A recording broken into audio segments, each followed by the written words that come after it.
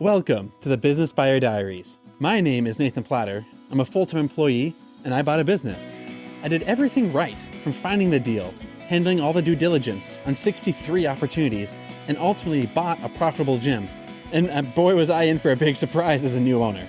I chronicled everything in real time, including the biggest wins to the stressful nights at 2 a.m. I'm sharing my journey without sugarcoating anything, so you don't make the same mistakes that I did. Here's today's episode. All right, this is part 2 to that last episode. My wife called and she was making sure she knew her part on doing the wrap up of this because there's a lot that's going to be going on. But yeah, for folks that say this is easy, this is fun, people make big money if you own a business, look at the stats. That is a flat out lie. It's something in the ballpark of 80% or so of businesses, the owner makes less than $100,000 a year. You're more likely, I believe last I checked, you're more likely to make $100,000 as an employee as you are a business owner.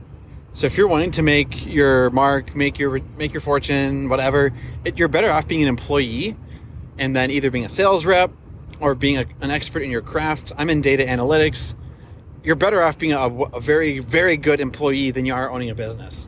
And it's way more hours, way more stress, way more riding on your shoulders. And so for folks that are crabby at people who own businesses or whatever, like, sorry, the truth is the opposite, that is reality. So all that to say, I'm pulling up to the studio. It's go time. And we're going to start doing that. So that's where we're at. That's where we're going. And tonight the Vikings play. So I'm going to turn my phone off of access mode. I'm going to put it on hibernate, do not disturb.